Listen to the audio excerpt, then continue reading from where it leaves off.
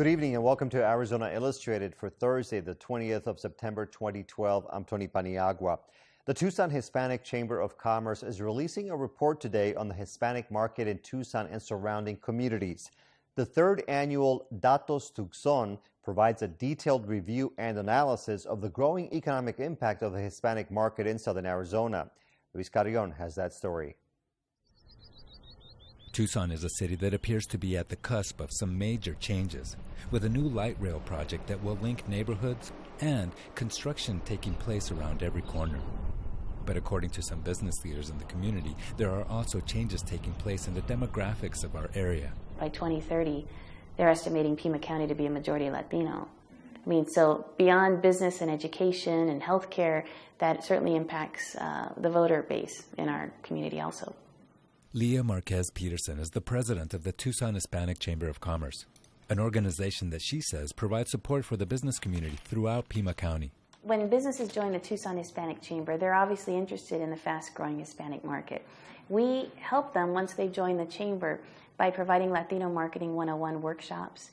We do a lot of events, and one of the things that I talk to business owners about and business people is that in the Latino community, relationships are very important. According to Leah, relationships are important. And a new report released today titled Datos, which simply means data in Spanish, revealed some important patterns within the shifting business environment in Pima County. All businesses can benefit from this information. We are specifically reaching out to our superintendents of schools, our healthcare leaders, our military bases, corporate leaders, small business leaders, a lot of the nonprofits in our community. All of those organizations are either impacted by the growing Hispanic population, purchasing power by the Latino community. All these different factors are impacting their various business models or nonprofit services that they might provide. The Datos Report, a collaborative research project between various organizations, including ASU's Business College, points to a growing economic force and estimates Tucson Hispanic consumers will spend $7.3 billion in 2012. They're focused quite a bit on the purchasing power of the Latino community, and you're seeing it grow dramatically across the United States. And that is reflected here in Pima County. They expect by 2015, that the Latino purchasing power in Pima County will be close to $8 billion. So the message the Tucson Hispanic Chamber sends to the community is, regardless of your ethnicity or your background or your industry, what are you doing to reach that fast-growing Hispanic market? And that's what makes Datos Tucson, the event, so valuable. People attend this and then they leave with the resources and information that they can incorporate into their business plan or their marketing plan throughout the year. Included in this report is information that Leah says can help people understand the shifts that are currently taking place. More than half of all children under 5 in Pima County are Hispanic, according to the report. With $1.2 trillion in buying power in 2012, if U.S. Hispanics were a country, they would be the 15th largest economy in the world. According to Leah, this information points to how important it is for businesses to understand this growing market. I think what Datos Tucson has told people over the last several years has been that by 2030, a majority of Pima County will be Latino. I don't think people are particularly surprised, but we're making a point that if you're getting information and research and you're preparing for that in terms of how that would impact your business, your nonprofit, your educational institution, whatever it might be, it's important to be prepared and understand the cultural nuances to working within the Hispanic community. And we think there's a lot of exciting things that people can focus on, and there are opportunities there. So I think Datos Tucson provides that. Datos Tucson 2012 was released today at an event in Central Tucson. You can find a copy of the report on our website at azpm.org. Helping people get out of homelessness requires a multifaceted approach that often entails vital services such as counseling and medical care. Tonight, we take you to the Homeless Intervention and Prevention Program at the Primavera Foundation, a social service agency in Tucson. Photojournalist and reporter Mitchell Riley has that story. The frequency of homelessness in Pima County is nearly 30% higher than the national average, and 42% higher than the average for Arizona. This according to a 2011 report on homelessness from Arizona's Department of Economic Security. One local agency who works with the homeless has seen their numbers increase. we have seen a change in the population. A lot more families. We used to see like 100 people a day to now we are pushing that 300 some days. So that's a significant growth in just a year. That's Brad Thayer. He's the program manager for Homeless Intervention and Prevention, or HIP, which is part of the Primavera Foundation. We're here with him at their facility on South 6th Avenue. It's a drop-in center for the public, for people to walk in off the street and get general resources, help, and guidance. Thayer says they're here for anyone who needs help, but their primary mission is to serve just one constituency. The focus is homeless or on the verge of homelessness. We also help people that are at risk for homelessness. We don't turn anyone away. There's a check-in counter where people can pick up hygiene products, over-the-counter medications, or food. They can also ask to speak with an on-site resource specialist to discuss everything from shelter to family reunification. It's also a place where people can decompress and feel safe. A place for someone to come when there's really nowhere else that can be safe. So they can sit here for that 3.5 hours and just relax. Just that, I think that's the most important. So who are the people that come here to use these services? It can range. It can range from male, female, transgender, young, old, family, single, the entire gamut. Simon, who is 60 years old and homeless, is here at the HIP Resource Center for help. They didn't say they just told me to call and to make an appointment. He's using a phone that's available to those who come here. And I'm supposed to, what is the address there? Because I got the thing here with the phone. Simon is trying to arrange an appointment as follow-up to a recent medical procedure. No, I'm fine. Thank you. All right, have a nice day. All right, bye. I needed that. Simon reflects on his health, his age, and the frustration of unfulfilled hopes. I've never been really a person to be sick. I've never known sickness other than something I created for myself. You know, I'm living on the streets. I'm hoping that things change better, but every time things doesn't go as you always want, man. Along with a series of recent physical ailments, he says he's grappling with mental health issues. They've diagnosed me as being bipolar, so I have to deal with that too. I can get medications. Today, Simon is at the HIP Resource Center to use the phone and check his mail. But he says the drop-in center at Primavera offers a wide variety of resources. So when I come here, I can just ask for assistance. They'll direct me in the right path. If they don't have it here, they have access to it, and they can tell you, well, go to this organization here or that there. And it helps you. What type of mail it comes through? Thayer says among the many services they offer is a mail drop address, so their participants can receive mail. We can always tell when there's a billing date, because we'll get stacks of medical bills. And there's family. There's a lot of family, handwritten notes. And what is the biggest misunderstanding about homeless people? It's their choice. I think that's the biggest misunderstanding. I think it's the pull yourself up by your bootstraps argument. That probably is the biggest misunderstanding. That's Nick Terrace. He's the Chief Operating Officer for the Primavera Foundation. Among other duties, he oversees everything from emergency services to foreclosure prevention. Terrace says they try to offer a comprehensive support network of basic resources. The basic resources that the general public might take for granted, we sort of need to rebuild those and reestablish those. As they attempt to rebuild the support system for people who use the HIP Resource Center, Terrace remains well aware of the fragile nature of their mission. It's sort of like building a sandcastle when the tide is still in. But he remains faithful to his approach. Folks come to us for hope, and it's up to us to sort of, think of hope as a product, and we have to really sell that hope. And, folks have to, our homeless population come to us seeking, with hope. Instead of telling them what they need, he says the participant takes the lead. We do have to have a more organic approach and meet the individual where they're at. Just sort of saying, what do you need today? What is a priority for you? And it could be housing. It could be just needing a safe place.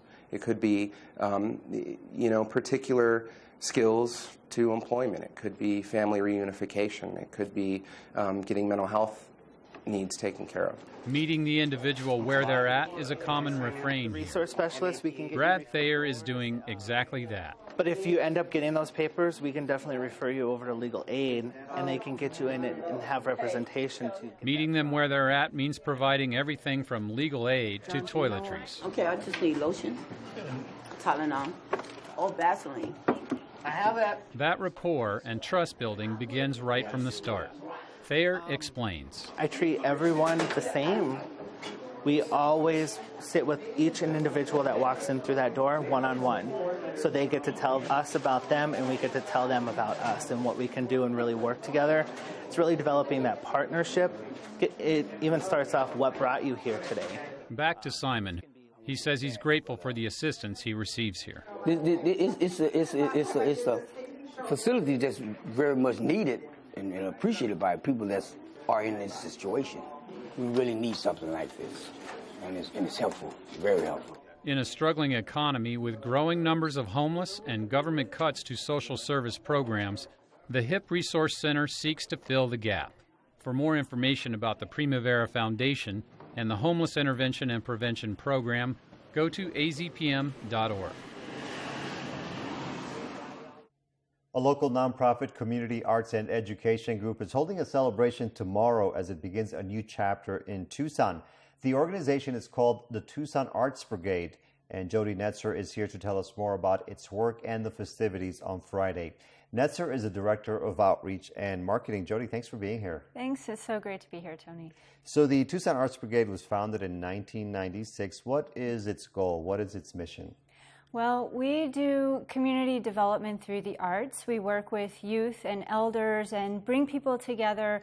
We help to facilitate dialogue in the community to address real issues and offer arts-based solutions. So we do murals, we do dance and theater. We also do the Water Festival, where we raise issues together as a community and come up with solutions. So for example, we address graffiti. Through our mural program, we take in kids who have been on probation and steer them in the right direction and even help them to get their GED. We were speaking about that. You say you have that program that works from taggers to stewards. Mm-hmm. So how do you, quote, convert a teenager and say, hey, let's do this instead of that? How do you work with them? We do whole person education. So we look at the whole person and see where they're at personally in their lives. We help them set certain goals. So we do job training as well as being emotional support. These kids need love, not to go into prison. And do you find that the model is working? Apparently, other cities are looking at it at the moment. Yes, yeah. Actually, we have proven through police reports that we actually reduced tagging in the area. So we are developing a citywide program. Actually, other organizations around the country have modeled after Tucson Arts Brigade in the community development model. So my partner and executive director, Michael Schwartz, has been invited to the White House specifically for his work in this field. He's an expert. Okay, great. In addition to the murals, you also do performance with these teenagers and other people? Yes, it's a community participatory process. So upcoming, we have actually All Souls. It's a very well-known event happening on November 4th, and we are starting workshops around the theme of paradigm shift. We're going into 2012, the whole Mayan calendar thing. So we're taking it to new heights with that theme. It's very improvisational, but it's working with people's stories and their visions for community. And right now, the students, or at least some of them, are working on a poster for Congressman Raul Grijalva? Yes, it's called We Are the 99%. So coming soon at your congressman office near you. So what do you take of all of this, the fact that more and more people are recognizing the work of your organization and are becoming more engaged with its mission? Well, let me just point out one thing. Arizona is the state that has one of the least funding per capita for the arts. That's parallel with where education is at. And studies have shown over and over again that if you have arts in schools and in the neighborhoods, that it lifts everybody up. So everybody gets smarter, and it creates more vibrant communities. So the art is so important. It's for our life. It's for a sense of purpose. It's to bring community together. So you would obviously disagree with some people who say that it's trivial, that it's a waste of money, if you will. Absolutely. In fact, the teachers in Chicago are fighting exactly for this point. They want, their kids to take arts, to take music, just like the mayor's children does. And you are very excited about an event tomorrow. You are opening a new office close to downtown Tucson. Yes, we are so happy and honored to be at the historic Y, 738 North 5th Avenue. We are having our grand office opening there from 4 to 8 p.m. 5:30 we have speakers, including Pima County Supervisor Richard Elias, Vice Mayor and City Councilman Steve Kozacek, board member and former president of Arizona Chamber of Commerce, Green Chamber of Commerce, Melissa Black, and many others. We have live music, we have food, and we can then also share with the public about our programs, what we are doing, have people get to know us better if they don't know us yet already. And that's tomorrow night from 4 to 8 in the evening. And then finally, if somebody is interested in this organization, can they become involved? Can they volunteer? Donations? How does it work? Absolutely, all of the above. Definitely, you can go to the website, www.tucsonartsbrigade.org. They can call our new office phone number, 520-623-2119. And there are many ways to participate. We're also going to be at Tucson Meet Yourself with a booth. We're going to do face and body painting. There are mural projects, and we definitely need funding support. We are in a unique organization where over the last 2 years, we've had 83 project requests. Yes, that many, and they're all still waiting for funding. So we work in low-income neighborhoods and in high income. We're trying to bring them all together for a better community. All right, Jodi Netzer, Tucson Arts Brigade, thank you for being here. Thank you very much, Tony.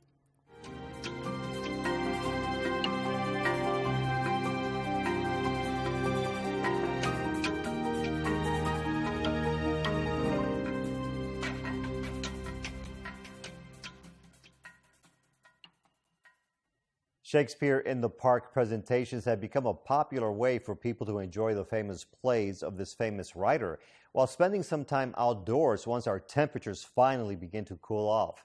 Rio Theater Project is inviting the public to see their presentation of The Taming of the Shrew in Tucson's Himmel Park. Mark McLemore has that interview. And joining me now from the Rio Theater Project to talk about their new presentation of The Taming of the Shrew, we have director Michael Givens.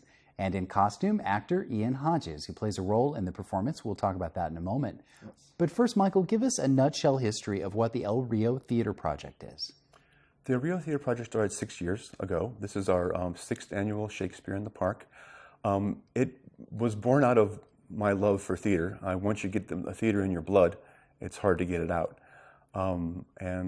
It's grown from there. Having it at Himmel Park is very community-oriented. The neighborhood just loves us there. They are often stopping by during set construction to thank us for doing Shakespeare in the Park there again.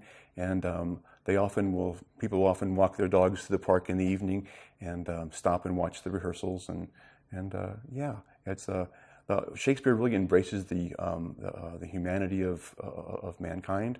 And it's a real appealing work. It's lasted for 400 years, and it's still very popular today, as you can tell from the many movies that are being made nowadays. Based on the works of Shakespeare. Based on the works of Shakespeare. And of course, Shakespeare in the Park performances happen all over the country. It seems to have become a modern way to enjoy the plays of the Bard. Right. Yeah. Right. So one thing I think is neat is that, and this is community theater in the truest sense, and that when you hold auditions, they are open auditions. They are open auditions.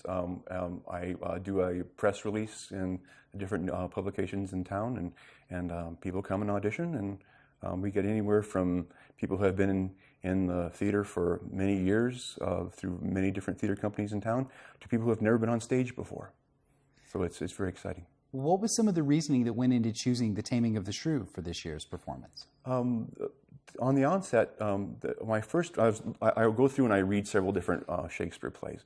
And I read Taming of the Shrew. When I first read it, it's a kind of an unappealing work. And the wonderful thing about Shakespeare's plays is that they're subject to diametrically opposed interpretations. This particular play, Kate is basically not beaten into submission. And from another point of view, the women are firmly on top. I don't know.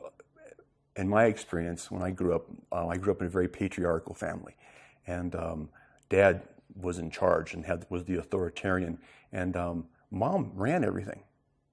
And Mom, whenever I had troubles or had problems with anything, I'd go to Mom, and Mom would take care of it.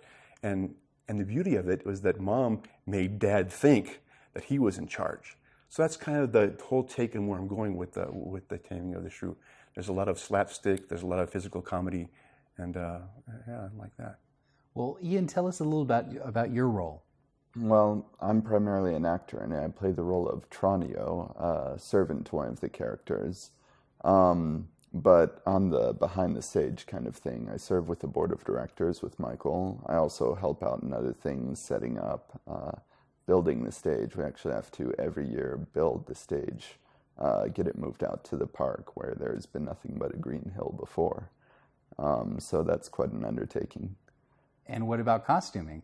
Costuming, well, this year I decided to go a little crazy and make my costume myself. So I was actually sewing buttons on this morning, right before this interview. Hopefully it turns out well. So. Well, when you first got involved with the Rio Theater Project, had you had acting experience? Just a little. I'd done some shows in high school before, but nothing really serious. The thing I love about Shakespeare in the Park, as Michael was saying, it's very much community-oriented. Everyone is welcome. If you want to help, there's always a place for you. And it's just a great way to meet a lot of new people with different walks of life and get involved in a great production. A great production of Shakespeare, one of the world's great poets. By all means. So what kind of an experience is it for you to learn these lines and to take on the role of these characters? Learning lines has always been interesting because it's a little bit far removed from the modern English that we use. As everyone knows, it's a little difficult to understand Shakespeare. So getting that sense of being and bringing it into the modern audience, making it accessible for them, is always somewhat difficult. Michael's done a great job of actually adapting some of the lines to make it more accessible, because being a Shakespeare in the Park production, we want everyone to feel welcome. So, well, you made the point that Shakespeare is open to many different interpretations. That's true. Yes. Tell someone who's never visited Shakespeare in the Park what to expect. A friendly, open environment. We have music going on. Many people bring a blanket, picnic, and enjoy an evening of theater in the park. It's very warm and inviting experience. Yeah. Warm, but the temperatures are making it more accessible. Yes, they are, exactly. So the debut performance for Taming of the Shrew will be this weekend, and then it will carry on for 2 more weekends into October. We'll have a link for information on our website at azpm.org. Thanks so much for joining us. Thank you. Now we go to our weekly segment from Damian Klinko, the president of the Tucson Historic Preservation Foundation.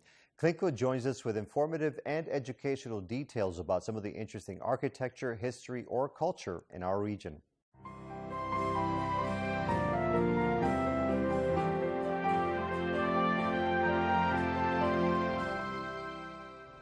Rushing by on Speedway Boulevard, you may have missed the 2 small historic homes on the north side of Speedway between Mountain and Park.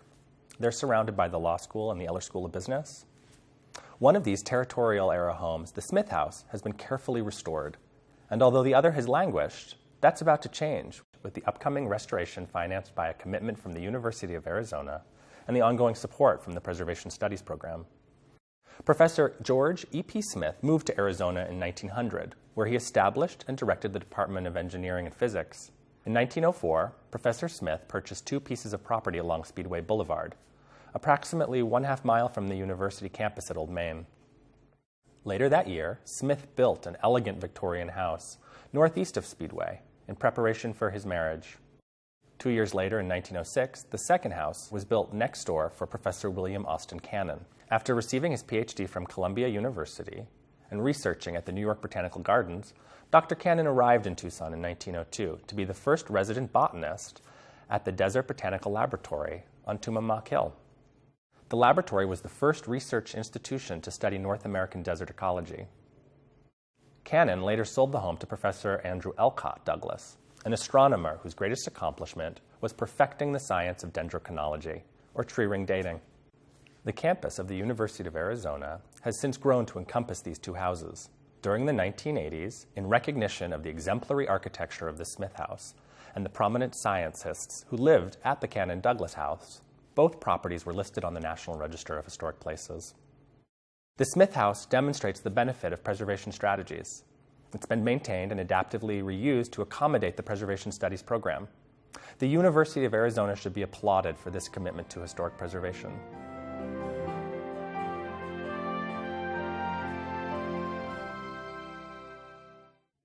In tonight's video postcard, we show you a special treat for residents in southern Arizona and other parts of the country. The Space Shuttle Endeavour was transported on top of a modified 747 from Houston, Texas to its final destination in California. The Tucson flyover was added to the route to honor former Representative Gabrielle Giffords, whose husband, Mark Kelly, commanded Endeavour's final mission last year.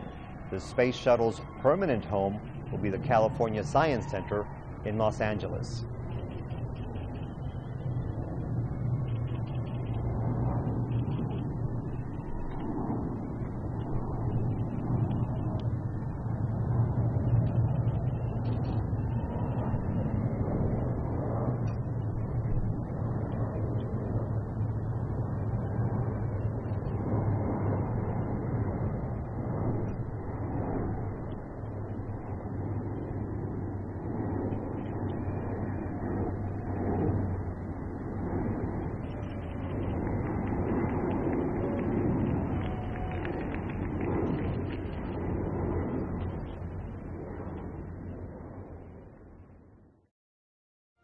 Coming up tomorrow night, Jim Ninsel will join us with the Arizona Illustrated Political Roundtable. I'm Tony Paniagua. Have a great night.